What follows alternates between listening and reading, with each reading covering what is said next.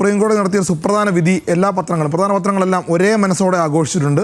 മുഖപ്രസംഗവും ഏതാണ്ട് ആ രൂപത്തിൽ തന്നെ എഴുതിയിട്ടുള്ളത്. നിയമസഭ പാസ്സാക്കുന്ന ബില്ലുകളിൽ തീരുമാനമെടുക്കാതെ അനന്തമായി തടഞ്ഞു വെക്കുന്ന ഗവർണർമാരുടെ നടപടിക്കെതിരെ സുപ്രീം കോടതിയുടെ വിധി ചരിത്രപരവുമാണ്. അതുകൊണ്ട് തന്നെയാണ് പത്രങ്ങളെല്ലാവരും ആ രൂപത്തിൽ അത് കൊടുത്തിട്ടുള്ളത്. ഏറ്റവും പ്രധാനപ്പെട്ടത് ഇത് മാതൃഭൂമിയും മനോരമയും അത് വളരെ സമഗ്രമായി തന്നെ പറഞ്ഞിട്ടുണ്ട്. അതിലേക്ക് തന്നെ പോകാം. ആദ്യം മറ്റു പത്രങ്ങൾ ഏതാണ്ട് എനിക്ക് തോന്നുന്നത് കേരള കൗമുദി അടക്കമുള്ള പത്രങ്ങൾ അതിൻ്റെ 1-ാം പേജ് ബില്ലിൽ ഗവർണർമാർക്ക് സമയപരിധി 3 മാസം എന്നാണ് പറയുന്നത്. അതോടൊപ്പം തന്നെ മെട്രോ വാർത്ത പറയുന്നത് ഗവർണർമാർ വഴിമുടക്കികളാകരുത് എന്ന് പറയുന്നുണ്ട്. ഗവർണർമാർ സംസ്ഥാനങ്ങളുടെ വഴി മുടക്കരുത് എന്ന് സിറാജ് പറയുന്നുണ്ട്. അങ്ങനെ പത്രങ്ങൾ വളരെ വിശദമായി ഏതാണ്ട് 1-ാം പേജിൽ എല്ലാ പത്രങ്ങളും ഒരേ മനസ്സോടു കൂടിയാണ് ഈ വാർത്തയുമായി ബന്ധപ്പെട്ട് പറയുന്നത്. ഗവർണർമാർക്ക് വീറ്റോ പവറില്ല, വേണ്ട ഗവർണർ രാജ് എന്ന് ദീപിക പറയുന്നു, ഗവർണർ ഭരിക്കേണ്ടെന്ന് ദേശാഭിമാനി പറയുന്നു. അങ്ങനെ വളരെ വിശദമായിട്ടാണ് മറ്റ് പത്രങ്ങൾ പോയിട്ടുള്ളത്. ഞാൻ മാതൃഭൂമിയിലേക്കും മനോരമയിലേക്കും പോകാം. കാരണം വളരെ വിശദമായി സമഗ്രമായി 2 പത്രങ്ങളും 1-ാം പേജിൽ ഇതിനെക്കുറിച്ച് പറഞ്ഞിട്ടുണ്ട്. അത് ഒന്ന് പറഞ്ഞു പോവുക തന്നെ വേണം. കാരണം ഒരുപക്ഷെ ഇന്ത്യയുടെ ചരിത്രത്തിലെ സുപ്രധാനമായ വിധികളിലൊന്നായി അത് മാറിക്കഴിഞ്ഞു. ഈ മാതൃഭൂമി ഞാൻ എടുക്കാനുള്ള കാരണം 1-ാം പേജിൻ്റെ 8 കോളത്തിൽ വളരെ വിശദമായി നമുക്ക് മനസ്സിലാകുന്ന രൂപത്തിൽ വൃത്തിയായി വ്യക്തമായി കൊടുത്തിട്ടുണ്ട്. ഗവർണർമാർക്കല്ല ജനഹിതത്തിനാണ് വിലയെന്ന് ഓർമ്മിപ്പിച്ച് സുപ്രീം കോടതി. അത് പോയിൻ്റായിട്ടാണ് പറഞ്ഞിട്ടുള്ളത്. രാഷ്ട്രീയ കാരണങ്ങളാൽ നിയമസഭകളുടെ വഴി മുടക്കുന്നത് ജനഹിതം ലംഘിക്കലാകും. അങ്ങനെ ആ കോടതി പറഞ്ഞതിനെ മറ്റൊരു വശത്തിൽ പ്രധാനപ്പെട്ട പോയിന്റുകൾ വലതുഭാഗത്ത് കോടതി പറഞ്ഞത് സമയക്രമം പാലിക്കാതെ ഗവർണറുടെ നടപടി പരിശോധിക്കാം, അനുമതി തടയുന്ന ബില്ലുകൾ കാരണസഹിതം തിരിച്ചയക്കണം. അങ്ങനെ പറഞ്ഞുകൊണ്ട് ഇത് സ്റ്റാലിൻ്റെ വിജയം, അതായത് തമിഴ്നാട് സർക്കാരുമായി ബന്ധപ്പെട്ട് തമിഴ്നാട്ടിലെ ഗവർണർ RN രവി കഴിഞ്ഞ ഏതാണ്ട് 10ഓളം ബില്ലുകൾ തമിഴ്നാട് നിയമസഭ പാസ്സാക്കിയ 10ഓളം ബില്ലുകൾ തടഞ്ഞു വെച്ചതുമായി ബന്ധപ്പെട്ടാണ് ഈ കാര്യങ്ങൾ. ഇനി രാഷ്ട്രീയ കളി വേണ്ട എന്നാണ് മനോരമ പറയുന്നത്. മാതൃഭൂമിയുടെ ഹെഡിങ് ഗവർണർ അധികാരിയല്ല എന്നാണ്. രാഷ്ട്രീയ കളി വേണ്ട എന്ന് തമിഴ്നാട് ഗവർണറോട് സുപ്രീം കോടതി പറഞ്ഞ കാര്യമാണ്. ഗവർണർ തടഞ്ഞു വെച്ച 10 ബില്ലുകളും പാസ്സായതായി കണക്കാക്കും. ഈ നടപടിയെടുക്കുന്നതിന് സമയപരിധി.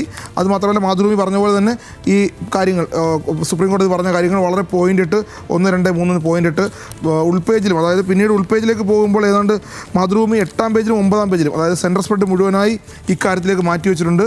മനോരമ ഏതാണ്ട് 9-ാം പേജ് പൂർണ്ണമായും 7-ാം പേജ് പൂർണ്ണമായും അതിലേക്ക് മാറ്റും. മാതൃഭൂമിയുടെ 8ഉം 9ഉം പേജുകൾ വായിച്ചാൽ സധൈര്യം സുപ്രീം കോടതി ഫെഡറലിസം ഉയർത്തിപ്പിടിച്ച വിധിയെന്ന് കാളീശ്വരം രാജിനെ കോട്ട് ചെയ്തുകൊണ്ട് പറയുന്നു. എഡിറ്റോറിയൽ സ്വേച്ഛയ്ക്ക് പൂട്ട് എന്നുള്ളതാണ്. നല്ല ഹെഡിങ്ങും നല്ല എഡിറ്റോറിയലുമാണത്. അങ്ങനെ വളരെ വിശദമായി പിന്നീട് രാഷ്ട്രീയ ദുരുപയോഗത്തിന് ഇരുട്ടടി അങ്ങനെ തന്നെയാണിത്.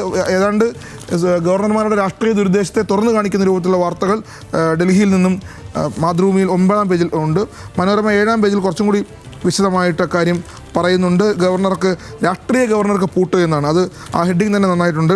രാഷ്ട്രീയ നേട്ടം കേരളത്തിന്. ഈ നേട്ടം കേരളത്തിന് ഇത് തമിഴ്നാട് സർക്കാരിന് അനുകൂലമായ വിധിയാണെങ്കിൽ പോലും, തമിഴ്നാട്ടിലെ ഗവർണർക്കെതിരായ വിധിയാണെങ്കിൽ പോലും ഇത് ഏറ്റവും വലിയ സന്തോഷമുണ്ടാക്കുന്നത് കേരളത്തിലെ സർക്കാരിനും, മുൻപ് കേരളത്തിൽ ഗവർണറായിരുന്ന മുഹമ്മദ് ആരിഫ് ഖാൻ നടത്തിയ ഇടപെടലുകൾ, അത് ബില്ലുകൾ തടഞ്ഞു വെച്ച സാഹചര്യങ്ങളൊക്കെ നമുക്കറിയാവുന്നതാണ്. അതുകൊണ്ട് തന്നെ കേരള സർക്കാർ ഇത് വലിയ ആശ്വാസകരമാകും എന്നുകൂടി മനോരമ പറഞ്ഞു വെക്കുന്നുണ്ട്.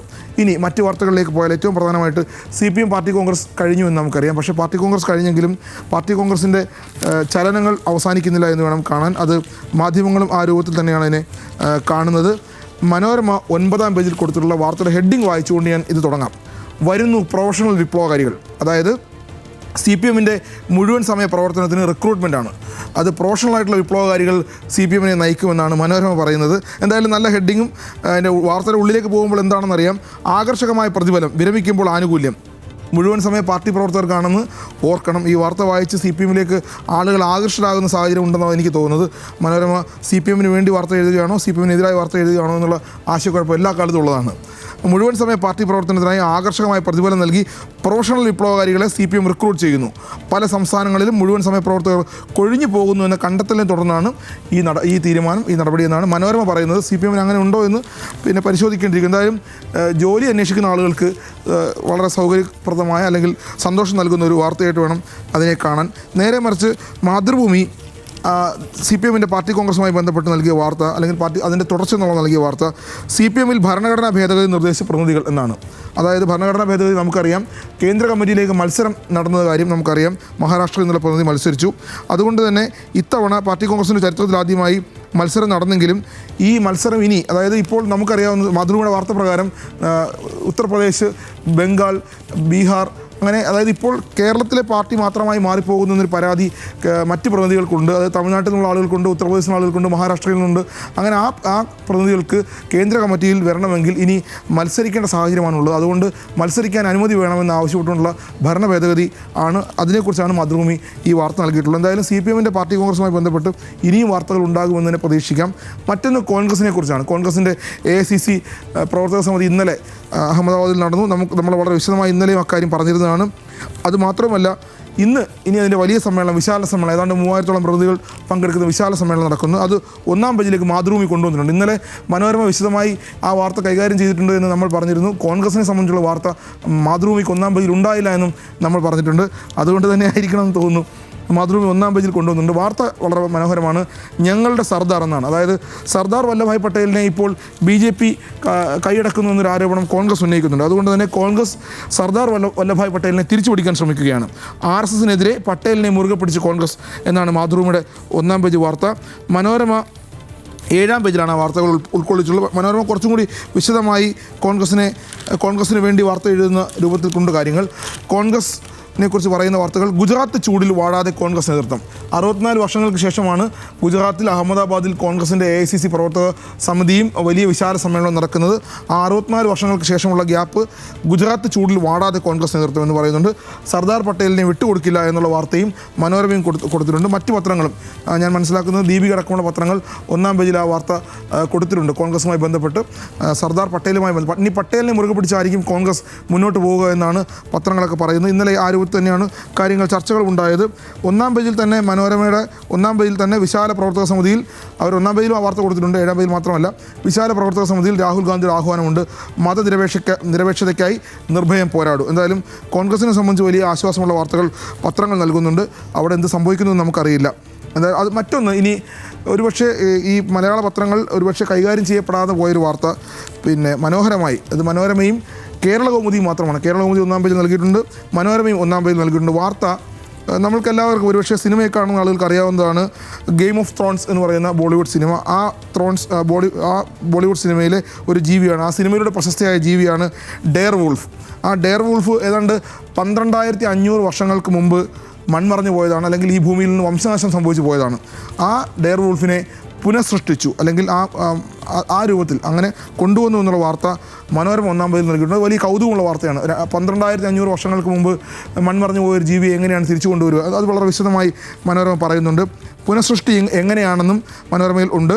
ആ ഡെയർ വൂൾഫിൻ്റെ 13 വർഷം പഴക്കമുള്ളൊരു പല്ല്, അതിൽ നിന്നും പിന്നെ 72,500 വർഷം പഴക്കമുള്ള ഒരു തലയോട്ടി, അങ്ങനെ ഈ 2 ഇതിൽ നിന്നും DNA സംഘടിപ്പിക്കുന്നു.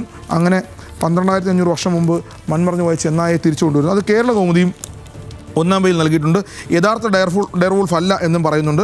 എന്തായാലും വളരെ വിശദമായി ഈ 2 പത്രങ്ങളും 1-ാം പേജിൽ നൽകിയിട്ടുണ്ട്. മനോരമ ഒന്നും കൂടി വിശദമായി 9-ാം പേജിലേക്ക് പോയിട്ട് നമുക്കറിയാം, മാമത്തിനെ കുറിച്ചൊക്കെ നമ്മൾ പഠിച്ചിട്ടുണ്ട്, അല്ലെങ്കിൽ കേട്ടിട്ടുണ്ട്, ചിത്രങ്ങൾ മാത്രം കണ്ടിട്ടുണ്ട്. ആ മാമത്തെല്ലാം ഇനി തിരികെ വരുമോ എന്ന രൂപത്തിൽ കുറച്ചും കൂടി വിശദമായി അതിൻ്റെ ശാസ്ത്രീയ വശങ്ങളിലേക്കും മനോരമ 9-ാം പേജിലേക്ക് പോയിട്ടുണ്ട് എന്ന് വേണം കാണാൻ. ഇതാണ് ഇതുമായിട്ട് ബന്ധപ്പെട്ട് ഉള്ളത്. മറ്റൊന്ന്, ന്യൂസ് മലയാളം പുറത്തു കൊണ്ടുവന്നൊരു വാർത്ത എങ്ങനെയാണ് മറ്റ് മാധ്യമങ്ങൾ കൈകാര്യം ചെയ്തത് എന്ന് നമുക്ക് അറിയാവുന്നതാണ്. മാധ്യമങ്ങളെല്ലാം ഒറ്റക്കെട്ടായി ആ വാർത്തയുടെ മറ്റു വശങ്ങളിലേക്ക് പോയി. അതിൻ്റെ യഥാർത്ഥ വശം ന്യൂസ് മലയാളം കഴിഞ്ഞ ദിവസവും ഇന്നലെയും റിപ്പോർട്ട് ചെയ്തിരുന്നു. പക്ഷേ ഇപ്പോഴും പത്രങ്ങളും ചാനലുകളും ഒക്കെ എനിക്ക് തോന്നുന്നു ആ പഴയ അവസ്ഥയിൽ തന്നെ നിൽക്കുകയാണ്. അതായത് ഡയറക്റ്റിംഗ് മാർക്കറ്റിംഗ് സ്ഥാപനം, അതായത് കൊച്ചിയിലെ ഒരു ഡയറക്റ്റിംഗ് മാർക്കറ്റിംഗ് സ്ഥാപനത്തിലെ തൊഴിൽ പീഡനം, ആ ദൃശ്യങ്ങൾ കണ്ടവർക്ക് അറിയാവുന്നതാണ്. കഴുത്തിൽ കുടുക്കിട്ട് പീഡനം നടത്തുന്നത്, അതായത് ജീവനക്കാരെ ക്രൂരമായി പീഡിപ്പിക്കുന്ന ദൃശ്യങ്ങൾ, പല വിധത്തിൽ പീഡിപ്പിക്കുന്നത്, അവരെ ഉപ്പിന് മുകളിൽ കയറ്റി നിർത്തുന്നത്, മുട്ടുകുത്തി നിർത്തുന്നത്, അങ്ങനെ ഒരു സ്ഥാപനവും ഒരു തൊഴിലാളിയോടും ആരോടും ഒരു മനുഷ്യരോടും ചെയ്യാൻ പറ്റാത്ത രൂപത്തിലുള്ള പീഡന വാർത്തകൾ നമ്മൾ റിപ്പോർട്ട് ചെയ്തിരുന്നു. പക്ഷേ വാർത്തകൾ ഇപ്പോഴും കൊച്ചിയിൽ തന്നെ നിൽക്കുകയാണ്. ന്യൂസ് മലയാളം ഇന്നലെ കാസർഗോഡ് ഇതേ സ്ഥാപനത്തിൻ്റെ കാസർഗോഡ് ബ്രാഞ്ചിൽ നടന്ന പീഡന ദൃശ്യങ്ങളും നമ്മൾ നൽകിയിരുന്നു. പക്ഷേ മാതൃഭൂമി ഇപ്പോഴും മറ്റ് പത്രങ്ങളൊന്നും വാർത്ത കൊടുക്കാനും തയ്യാറല്ല. മാതൃഭൂമി 3-ാം പേജിൽ മുൻ മാനേജർക്ക് കുരുക്ക് മുറുകുന്നു, ഡയറക്റ്റിംഗ് മാർക്കറ്റിംഗ് സ്ഥാപനത്തിലെ പീഡനം എന്ന വാർത്ത കൊടുത്തിട്ടുണ്ട്. ജീവനക്കാരുടെ മൊഴിയെടുത്ത് തൊഴിൽ വകുപ്പ് എന്ന് നൽകിയിട്ടുണ്ട്. ദേശാഭിമാനിയും അത് അവസാന പേജിൽ നൽകിയിട്ടുണ്ട് എന്ന് വേണം കാണാൻ. മാർക്കറ്റിംഗ് ജീവനക്കാരുടെ മൊഴിയെടുത്ത് തൊഴിൽ വകുപ്പ്, അതായത് ആ വാർത്ത ഇപ്പോഴും നിലനിൽക്കുന്നുണ്ട്. ആ വാർത്ത എവിടെയും നഷ്ടമായി പോയിട്ടില്ല എന്നുകൂടിയാണ് പറഞ്ഞു വെക്കുന്നത്. ഇനി ഒരു വാർത്ത കൂടി പറഞ്ഞ് ഏതാണ്ട് പ്രസ് സ്റ്റോപ്പിൻ്റെ അതായത് ഒരു പത്രങ്ങൾ തമ്മിലുള്ള മത്സരബുദ്ധിയെക്കുറിച്ച് പറഞ്ഞു പോകാം. ഇന്നലെ മനോരമ ഒന്നാം പേജിൽ നൽകിയൊരു വാർത്തയുണ്ട്. അതായത് കേരളം സംസ്ഥാനം വലിയ കടക്കണിയിലാണ് എന്ന് പറഞ്ഞുകൊണ്ട് ഇന്നലെ മനോരമ ഒന്നാം പേജിൽ ഒരു വാർത്ത നൽകിയിരുന്നു. ആ വാർത്തയുമായി ബന്ധപ്പെട്ട് അതിൻ്റെ മറുപടി ദേശാഭിമാനി ഇന്ന് മനോരമയ്ക്ക് കൊടുക്കുകയാണ്. അതിൻ്റെ ഹെഡിങ് ഇങ്ങനെയാണ്: ആ കണക്ക് ശരിയാകുന്നില്ലല്ലോ മനോരമ എന്നാണ്.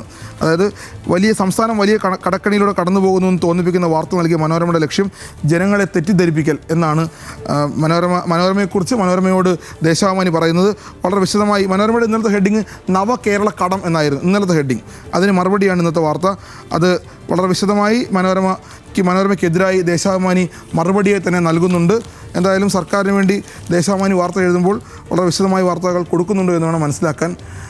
സേതു, ഇതൊക്കെയാണ് ഇന്നത്തെ പത്രങ്ങളുമായി ബന്ധപ്പെട്ട് നമുക്ക് പറയാനുള്ളത്.